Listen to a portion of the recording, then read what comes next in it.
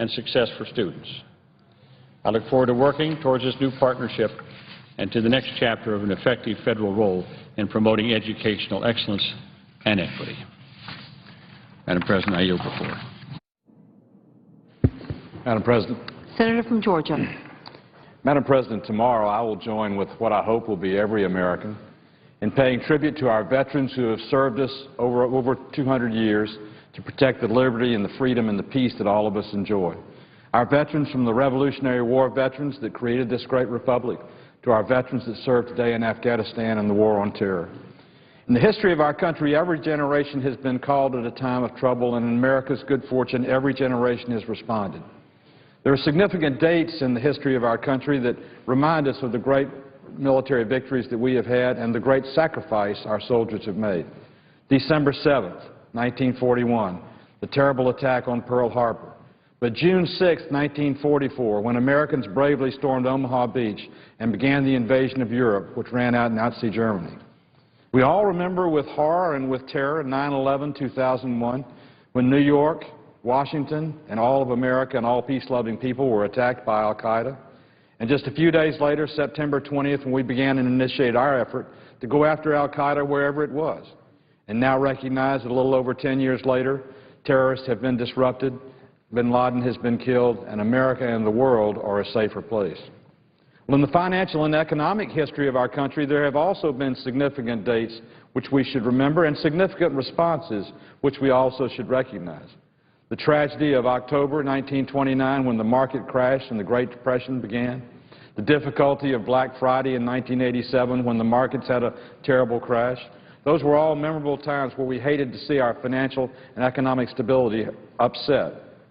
Well, there's another critical day coming in America's history, and it's coming 13 days from today, on the 23rd of November, 2011, when the Select Committee, which we in this Senate and the members of the House created, to address our troubles economically in this country, which are rooted in our spending, rooted in our tax system, and rooted in our entitlement system. The Select Committee is to come back with at least $1.2 trillion in cuts, revenue increases, or reform of entitlements over a 10-year period of time, to be matched with the $900 billion we cut in August, to hopefully get us on some type of a track that will be a sustainable recovery and getting our balance back in line. But there's a fear that a deal will not be reached, and that is a failure that is not an option in my judgment. Yesterday, there was an offer put on the table that involved revenues, involved the reform of entitlements, and involved spending cuts, put on the table to begin the discussion to find common ground to have $1.2 trillion or more in cuts. Unfortunately, as I understand it, the conversation ended, and they're not back at the table yet, and there are 13 days left to go. As just one member of the Senate, but as the father of 3 and grandfather to 9, someone who's lived on this country almost 67 years, I want to implore my colleagues on the Select Committee and all of us in the Senate to be supportive of their effort to get them back to the table, to put all issues on the table and understand that failure is not an option. You know, today in Greece, in Italy, and in Spain, and in the European Union, there's great fear. There's a search for leadership and those that can get control of their debt, control of their entitlements, and control of their spending. America, as it led on D-Day of June 6, 1944, as it led in the battle against al-Qaeda and terrorists, must lead economically at this time more than ever. It is time for us to put forward a plan that gives us a chance to recover our economy over time, lower our debt and our deficit over time, and reduce our spending over time. It's not an instant one-day cure that we seek, but it's an amortization of our liabilities to get our leverage down and our hopes and our prosperity up. So as one member of the Senate, I implore our members of our Select Committee to come back to the table, to put every issue on the table, to forthrightly discuss them and understand that the 23rd of November, 2011 is going to be a historic day in this country. Historic because we found a solution and began a process, or historic because we as Americans for the first time looked the other way. As one member of the Senate, I don't want to look the other way. I want to look my constituents square in the eye and say I was willing to look at spending, I was willing to look at entitlement reform, I was willing to look at revenues, I'm willing to find a path forward so America can remain in the future what it always has been, and that's a beacon of economic security in a troubled world. Now I yield back the balance of my time and note the absence of a quorum. Clerk will call the roll. Mr. Akaka.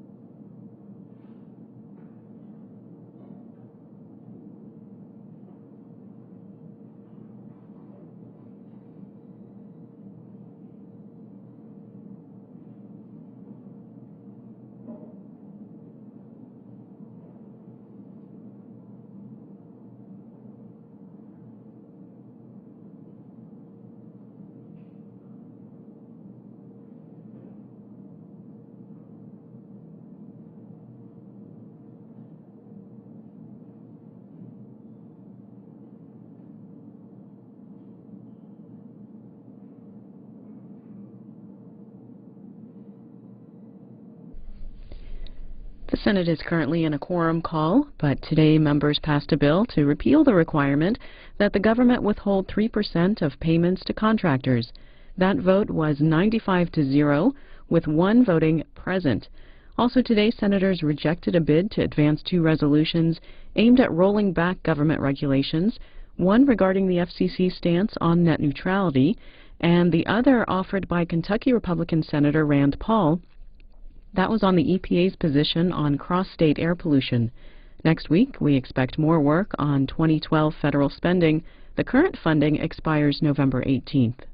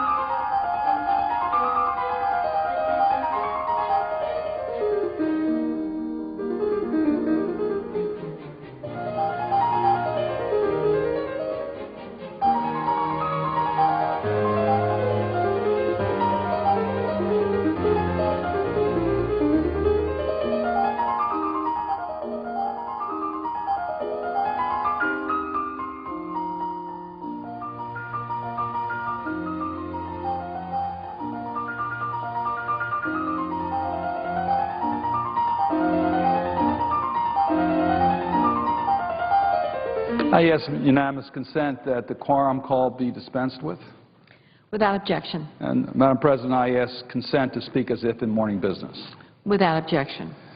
Madam President, tomorrow our nation will pay our respect and honor to the men and women who have served in our military on Veterans Day. I know we say this frequently, but every day we should honor the men and women who have served our nation in uniform. Every day we should have in our thoughts and prayers those who are currently in harm's way, defending America's freedom. We want to make sure we do everything we can to make sure they have the support of this nation to complete their mission safely and return to their families safely.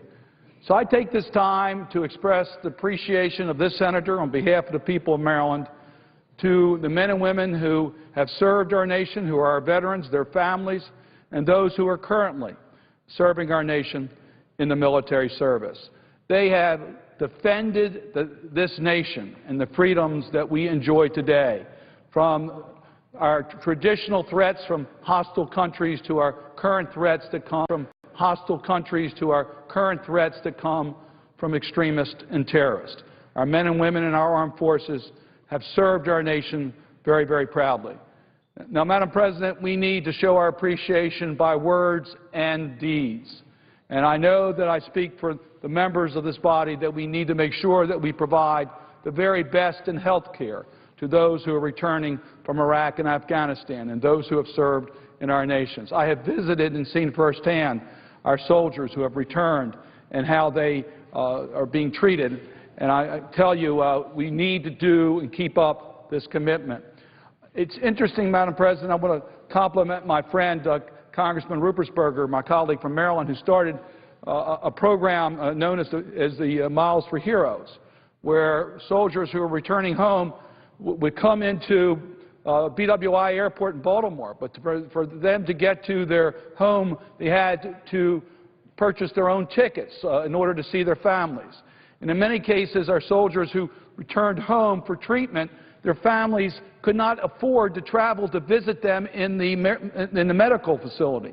And Congressman Ruppersberger introduced a proposal where you could use frequent flyer miles and donate that so that our soldiers and their families could get airline tickets to see each other.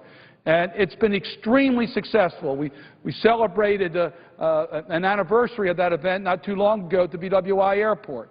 I mention that because I have filed S-1776 to extend this program to hotel miles so that families can not only have the transportation costs to visit their wounded warriors, but also have a place to stay. I think that makes abundant sense, and I hope that we'll be able to act on that. To me, this is what we should be doing on Veterans Day, not only, again, showing our words, but also showing our deeds. When I was at Baltimore Washington International Airport, I had a chance to visit the returning soldiers, literally just coming home from Afghanistan and Iraq. And I tell you, it was an incredible experience to see on their face as they reunited with their families, having served this nation in combat. But I tell you, there was also concern on some of their faces because they don't know whether they're going to have a job to return to once they return to the United States. Well, we took some steps to help them today in that regard by the passage of a bill that will provide incentives for employers to provide employment for our veterans returning home from Afghanistan and Iraq. That's exactly what we should be doing, showing our support for our veterans. So, Madam President, I just wanted to take this time to pay respect and honor to those who served in our military. Tomorrow, on November the 11th, at 11 o'clock in the morning, I will be in Cheltenham at the Veterans Cemetery for a commemoration where we will pay honor to all the men and women who have served our nation. And I will then express on behalf of the people of Maryland, and I think the people of this nation, our gratitude for preserving our way of life and being a beacon of hope for freedom-loving people around the world. Madam President, I'm going to ask unanimous consent that I have that the next remarks be separated in the record from my first remarks. Without objection, so ordered. Thank you, Madam President. Earlier today, we rejected the resolution by Senator Paul that would have undone the cross-state air pollution standards. I voted against that resolution, and I just really want to compliment my colleagues for the strong bipartisan vote that rejected the resolution that would have prevented this regulation from going into effect. And I wanted to share with my colleagues some of my reasons. This is a matter of just sense of fairness. And let me just talk for a moment, if I might, about Maryland. Maryland has done all that it can to protect the health of its citizens with some of the most stringent clean air standards in the nation. We've done that. We've enacted those standards. We've implemented those standards. But here's the problem. 50% of the smog that comes into Maryland that affects the health of Marylanders comes in from other states. So Maryland can do everything it can to prevent the air pollution in our state. It's coming in from other states, affecting the health of our citizens. We have 140,000 Maryland children who suffer from asthma. Dirty air makes it difficult for these children to have a productive day in school. We have workers who can't work on bad air days. So it's critically important that we move forward with sensible cross-state air pollution standards. That's exactly what the Obama administration brought forward, and now, thanks to the vote in the Senate, those regulations will be able to go forward.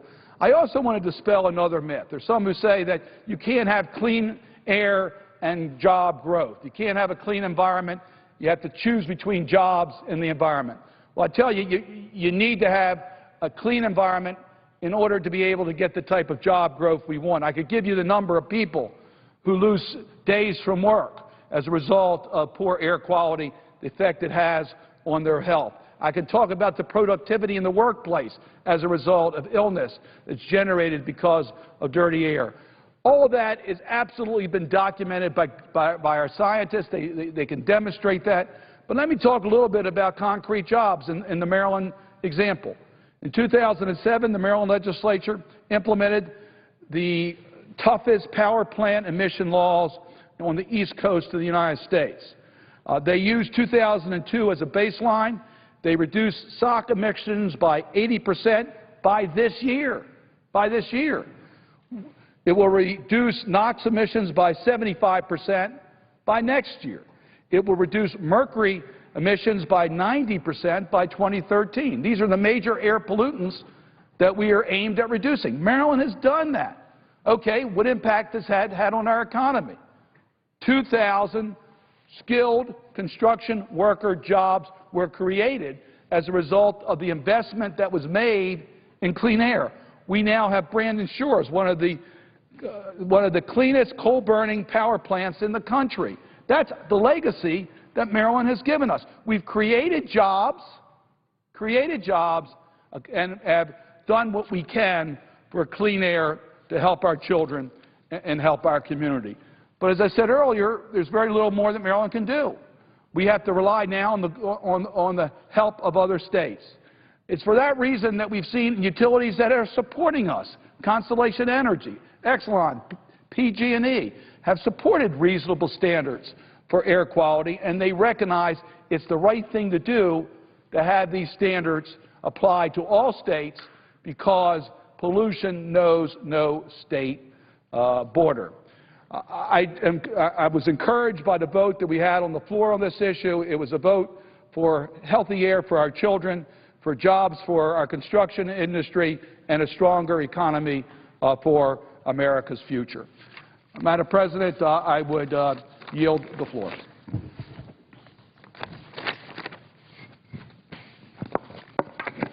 Madam President.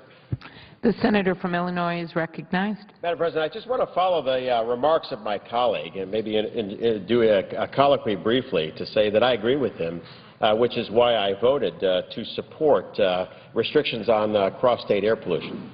Certainly coming from Maryland, I understand that one state can pollute another, especially given the prevailing westerly winds. But even in the state of Illinois, we estimate that the rule will reduce air pollution in Chicagoland by between 7 to 13%. and in high ozone times, the highest pollution, 24%. We've also seen quite a number of our power plants already re-engineer their plants to control pollution, expecting this regulation, which, by the way, comes from the Bush administration initial legislation and pursuant to a federal court order.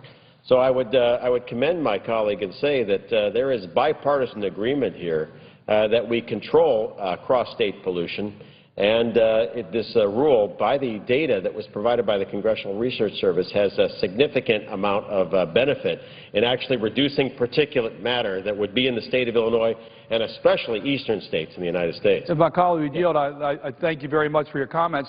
We had a strong bipartisan vote on the floor on this issue. You're exactly right. All states in this country will benefit from it. Illinois is a state that also receives pollution from other states. Pollution does not know a state line. You can't stop the air from traveling. And I think my colleague is exactly right. This was not just the East Coast, which happens to be at the tailpipe, as we call it, of the pollution in America. But the Midwest is very much impacted, and this regulation will help the health of the people in the Midwest and throughout our country. I thank my colleague for his comments. I commend my colleague. I actually rose to speak on several other topics, which I will do in turn. And the first, I want to say that tomorrow we are going to honor generations of veterans who wore the uniform of the United States. As a member of the House, I work to help save my congressional district's Veterans Hospital in North Chicago, Illinois, after Washington bureaucrats recommended its closure by the Department of Defense. Or by the Department of Veterans Affairs. We actually arranged to bring the Department of Defense and the VA together in a naval hospital and a VA hospital to combine them in what became the Captain James A. Lovell Federal Health Care Center, building a synergy and seamless care for active duty and veterans alike. It became the first combined VA-Navy hospital in the nation. It's a world-class facility that delivers medical care to about 4,000 active duty at Great Lakes, about 42,000 recruits, and an equivalent number of veterans in the region.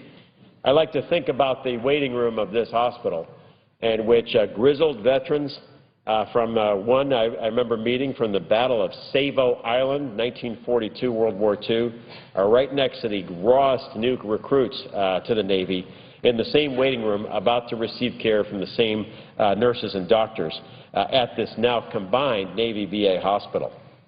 Here in the Senate, I became the new ranking member of the Military Construction and VA Affairs Appropriations Subcommittee. And now we're going to see if we can expand this model of care, not just to one part of northern Illinois, but to the country.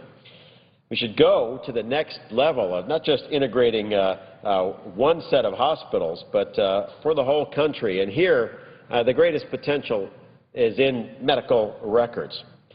It should be the policy of this Congress, the Appropriations Committee, and our subcommittee that we create, in the end, one military VA health record, so that there is a seamless continuum of care for the men and women who have joined to protect our country from the first day that they sign up as a recruit until their sunset years as a veteran.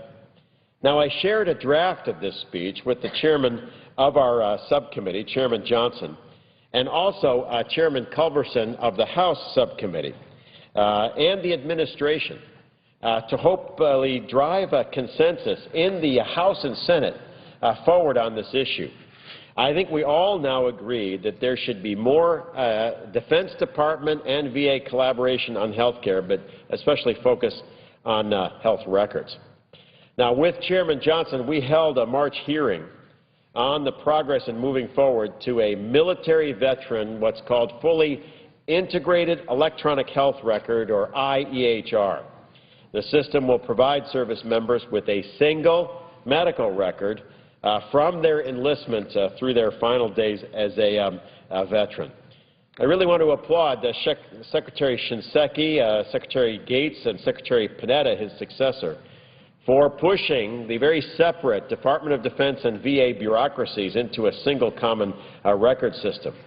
The integrated health record developed jointly by VA and DOD is a very large and necessary IT project. It will encompass quite a lot of effort to be caring for around 15 million service members, veterans, and eligible families each year. Now, for more than 20 years, these two executive departments built entirely separate health care systems, but the taxpayer did pay for both. A 20-year Marine leaving active duty health care would then potentially today have three separate health care records, a military one, a veterans record, and a civilian care record through TRICARE. This meant that information on medical treatment or service-connected disabilities could easily be split between these records. VA doctors or VA benefits personnel would then not have the complete information in assessing care for this American in uniform or just out of uniform. The new system will hopefully eliminate paper records, missing files, and replace them all with a common record, complete with active duty medical history that the VA medical care providers can access in all hospitals and clinics throughout the country. A project of this magnitude, 6 years of work, several $100 million in expense, is not without risk, and it's our responsibility to make sure that both departments, DOD and VA, make the right cost-effective decisions to defend the hardworking taxpayer.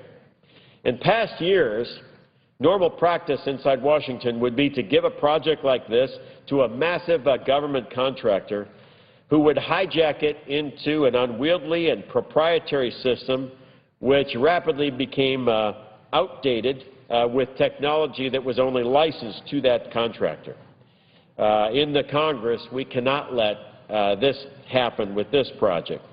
In times of fiscal austerity, it's critical that the government work carefully with Chairman Johnson and Chairman in the Senate and Chairman Culberson in the House to look beyond their own walls to cooperate and innovate and deliver more efficient and effective services.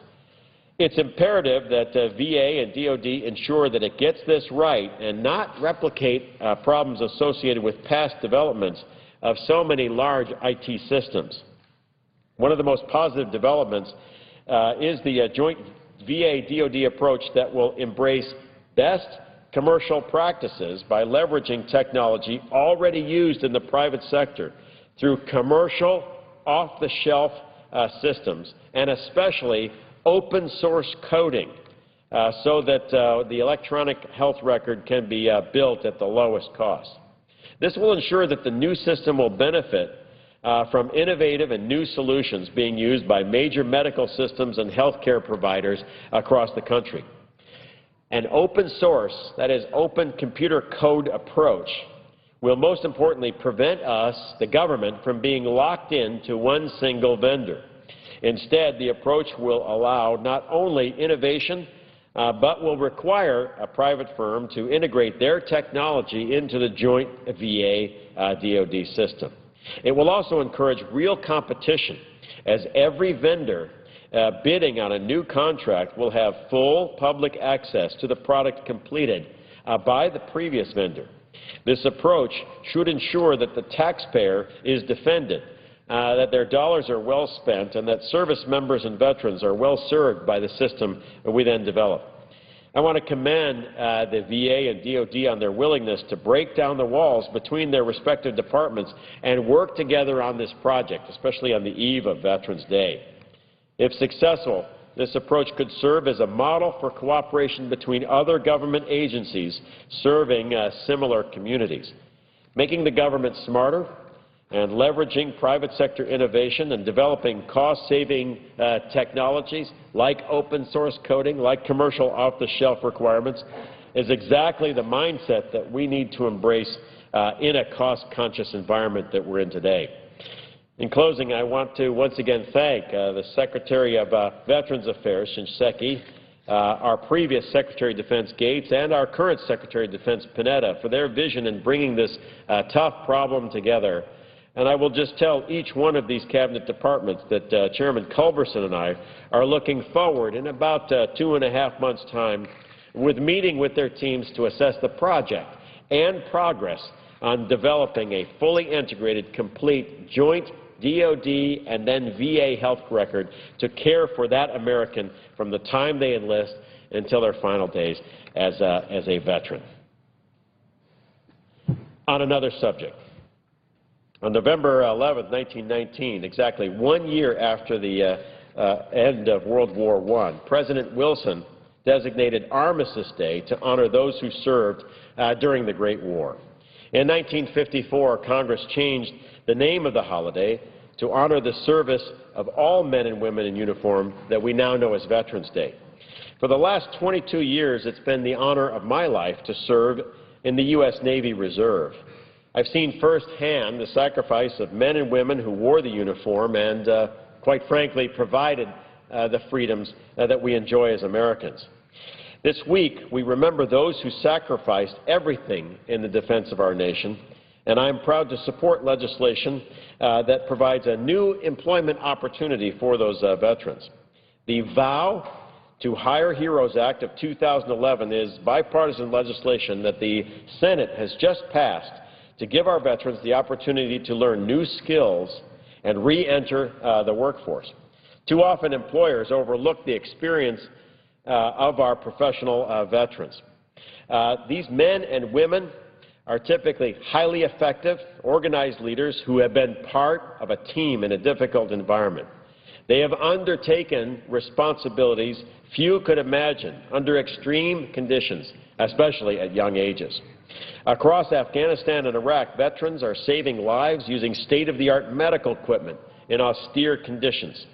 When they return, these skills they've obtained do not necessarily quickly translate into civilian certifications that first responders need to qualify for a job. As a result, governments subsidize expensive training for veterans who are already, in many cases, substantially overqualified.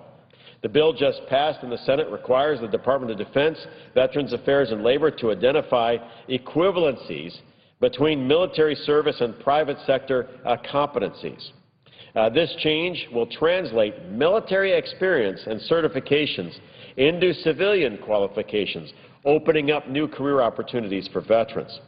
The legislation also reforms and improves the Department of Defense's Transition Assistance Program to assist retiring service members with resume development, educational options, and tools for separating from the military. The legislation will identify potential positions and industries in the private sector for our new veterans. For unemployed veterans, the legislation establishes a retraining education benefit, allowing veterans to go back to school for high-demand skill development and to obtain a technical certificate or degree that prepares them to re-enter the workforce. This bill also engages the private sector and expands the tax credit for hiring our returning heroes. The legislation is particularly important to my home state, where we have over 700,000 veterans. Across Illinois, they enthusiastically take on new challenges and become teachers and corporate executives or public servants. Now, in 1901, a Knox County native and Illinois veteran, Charles Walgreen, built the foundation of one of our nation's largest pharmacy chains.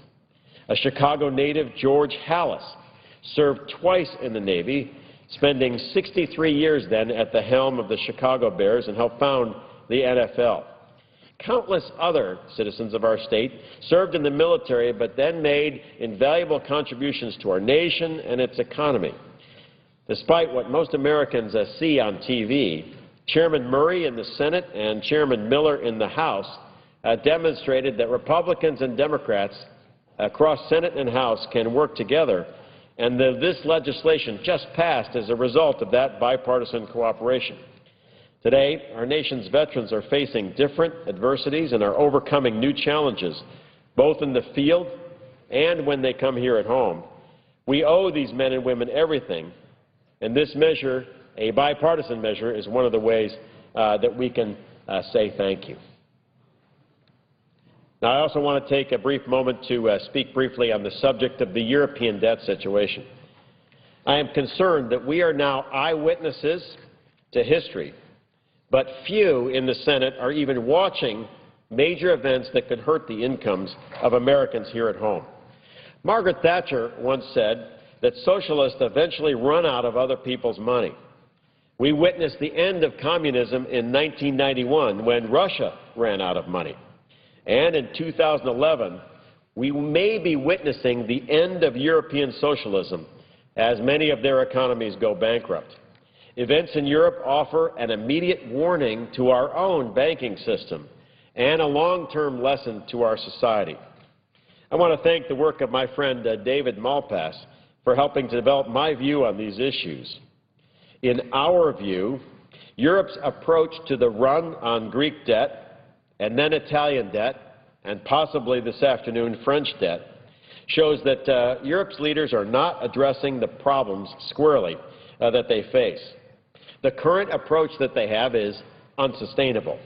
Yesterday, we witnessed the interest rate Italy must pay to borrow funds rising to over 7% from the 6.4% on Tuesday and the 5% they had to pay at the beginning of the month. Germany's finance minister suggested that Italy consider drawing on EFSF funds, implying that Germany doesn't recognize the true magnitude of the systemic problem they face, still focused on Plan A when Plan A no longer is viable. As Malpass commented, this compares a financial pop gun employed versus the charging financial rhinoceros that is needed. German Chancellor Angela Merkel talked about a new European Union and new EU treaty structures. Now, the U.S. should support increased financial restraints, tougher ones than the Maastricht Treaty provided. But it's hard to see how Europe could undertake an entirely new treaty and then ratify it in the middle of this crisis. After all, the EFSF was hard enough. Merkel's party also discussed ways to allow countries to exit the euro. This would be an immediate and severe threat to the current outlook, but her party is now no longer in the ascendancy. It's losing strength to coalition parties that are more committed to the euro. On Tuesday, French President Nicolas Sarkozy raised the possibility of what he called a two-speed Europe in a speech in Strasbourg, meaning that the Eurozone countries would have different rules than non-Euro EU members. These issues would all be fine to discuss if we were not immediately in a current financial crisis. There are many steps the U.S. should encourage to prevent this situation from jumping across the Atlantic. Unfortunately, none of them appear to be underway. First, Italy should undertake major growth-oriented structural reforms in their labor market, but there appears to be little chance of that. Next, Europe could temporarily back away from the Basel III mark-to-market and the bank capitalization levels they required, removing from now the threat that their banks face, that they will be taken over or forced to excessively dilute their equity at the market bottom.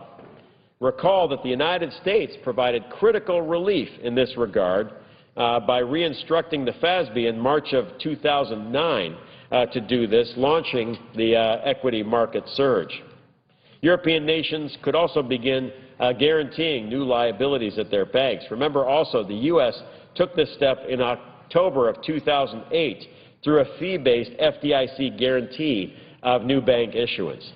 The ECB could also purchase Italian bonds in the size needed in the secondary market with the goal of lowering the current yield. Remember, the Fed bought American mortgage-backed securities in December 2008, instantly helping recover and resuscitate that market. Unfortunately, right now, none of these positive developments seems likely.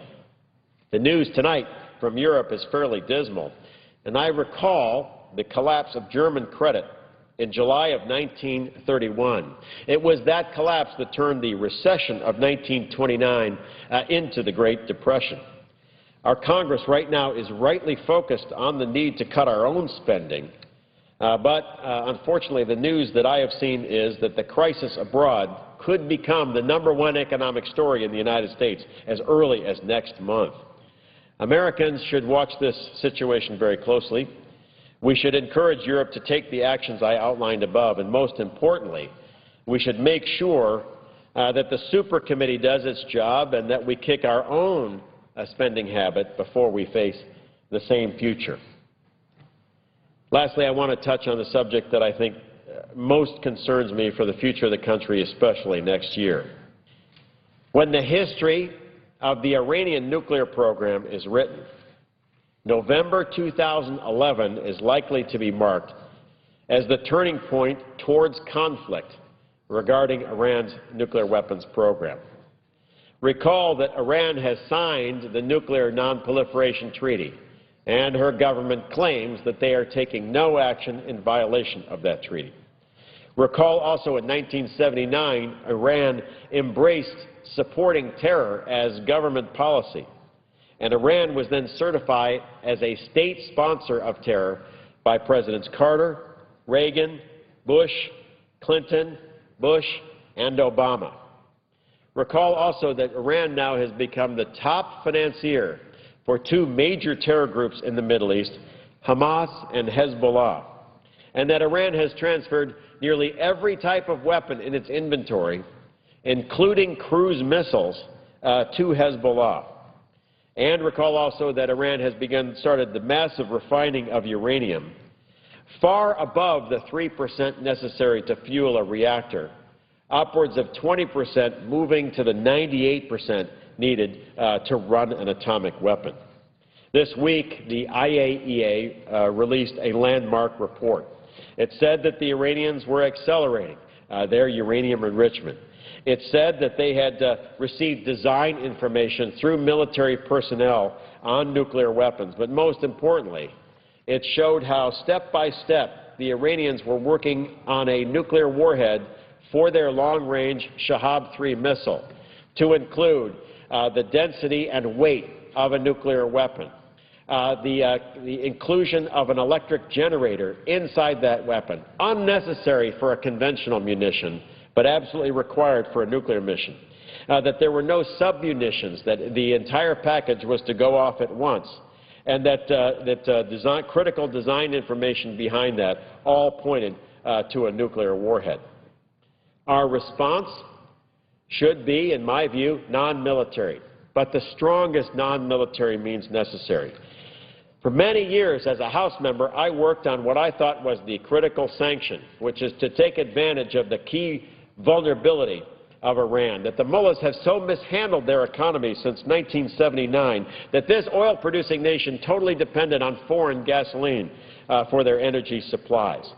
Our idea was to cut off Iran's supply of foreign gasoline and then to ensure that their signature under the Nuclear Non-Proliferation Treaty was genuine, real, and verifiable.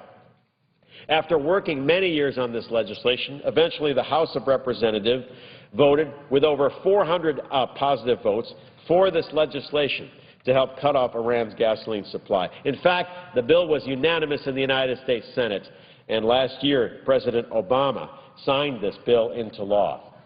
But the record now shows, according to Reuters this morning, that gasoline deliveries, despite the Obama sanctions, now have gone up 21% to Iran.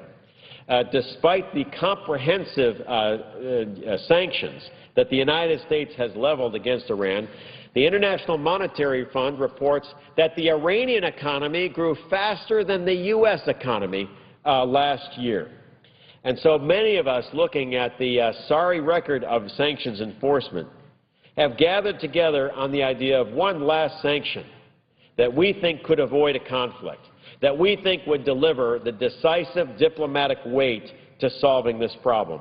And that is to sanction the Central Bank of Iran itself, to say any entity which does business with the Central Bank of Iran cannot do business with the United States, to force every financial and business interest in the country or in the world to choose between the $300 billion Iranian economy and the $14 trillion American economy. Now, we know the Central Bank of Iran is the central paymaster of Hezbollah and Hamas, two organizations Secretary of State Clinton has highlighted are sponsors of terror. We know that the Central Bank of Iran is the central paymaster for the Iranian Revolutionary Guards Corps, and especially their subunit, the Quds Force, which Attorney General Holder highlighted, tried to launch a plot through a Mexican drug cartel to blow up a Washington, D.C. restaurant. They talked about killing dozens of Americans. They even talked about killing senators in an effort to kill the Saudi Arabian ambassador to the United States. We know that the Central Bank of Iran also is the likely paymaster of the nuclear program of Iran itself. And so this summer, something unique happened in the life of the Senate. In these partisan times, with so much difference expressed between Republicans and Democrats, 92 senators joined in the Kirk-Schumer letter saying that we should sanction the Central Bank of Iran, that we should cripple the Iranian currency. For God's sakes, at least we could have Iranian economic growth as slower than U.S. economic growth for 2012. It was a unique moment of bipartisan consensus, and the Obama administration even leaked to the New York Times that this action was under consideration. All indications are now that the Obama administration will take no major action against Iran, despite a United Nations report and despite a plot revealed by the Attorney General himself. Recall that the IAEA was the organization that downplayed Bush administration accusations against Iraq and its weapons of mass destruction program. That following the fall of Saddam Hussein, we consistently found that what the IAEA said about Iraq was exactly correct.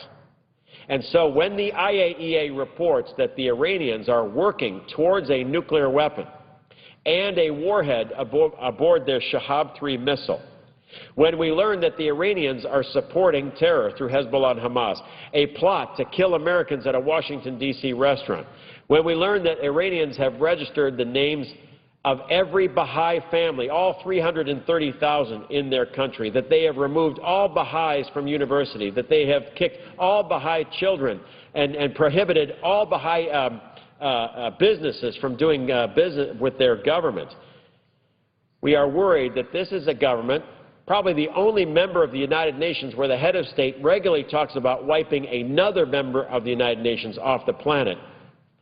It seems like we should take action. I am recalled a famous quote from President Kennedy, long before he was elected president, when he wrote an essay called Why America Slept, in which he talked about all the signs of a coming catastrophe in Europe and no action by the U.S. government. This week is the turning point for Iran. If the United States takes no action, then we set the Middle East on a course for conflict, likely involving our allies in Israel, potentially also Saudi Arabia.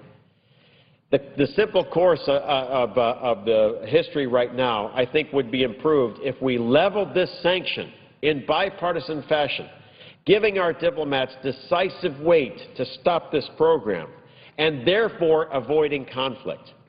By taking the easy way out, by leveling no action against Iran, we actually are empowering those who would go to conflict more quickly. I am dumbfounded as the reason that we're doing this. Senators on this floor told me that they suspected that there was so much insecurity about the current price of oil that the administration will do everything possible not to have conflict or stress in the Middle East in order to ensure its re-election and keep prices low. But I would argue that nuclear weapons in the hands of the Iranians will automatically raise energy prices in the United States. That with the record of the Iranians transferring cruise missiles to Hezbollah, there is no doubt in my mind that the Iranians, once they build a sufficient stockpile of nuclear weapons, will transfer some of those to Hezbollah. That we already see hostile intent by the Iranians, not just at the Israelis, but at the Saudi Arabians. And that the path to further instability and danger is in not taking action rather than taking action. This, on a Friday night in November, is the turning point of the Iran crisis. Many bureaucrats inside the administration would prefer that you not know this is the turning point. They would prefer that you not realize that the Iranian program is receiving decisive weight and that, according to experts, the Iranians will have nuclear weapons either next year or, by their latest estimate, the year after. That, according to my scenario, they would build a sufficient stockpile, so we envision possibly a future where by 2014 or 2015, the Iranians will have a sufficient number to begin transferring weapons to Hezbollah. And we certainly know that the moment the Iranians detonate a weapon, we will witness the launch of nuclear programs in Saudi Arabia and likely in Egypt. The bottom line is this: without action, decisive action on economic sanctions, we condemn the Middle East to a conflict that eventually may involve special weapons, weapons of mass destruction. With action, similar to action called for by those who saw the history correctly in the 1930s, we could help protect the coming generation from such a conflict. A world in which the Iranians have nuclear weapons is one that we grant to our kids in a far more dangerous environment than the 21st century, than the one we should grant them to. The Senate hopefully will vote on an amendment next week that I hope to author to level this sanction on Iran. If opposed by the Obama administration, then I think we're condemning this region to an awful conflict. And I think we should protect the next administration, or I should say we should protect the next generation from such a future by taking good, solid, decisive, non-military sanctions action now. And with that, I yield back.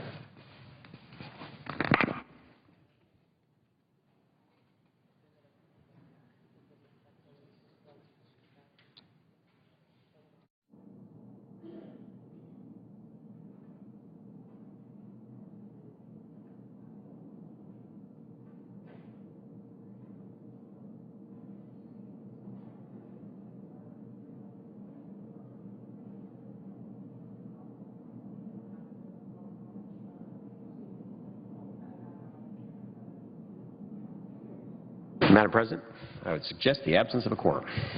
The clerk will call the roll. Mr. Akaka.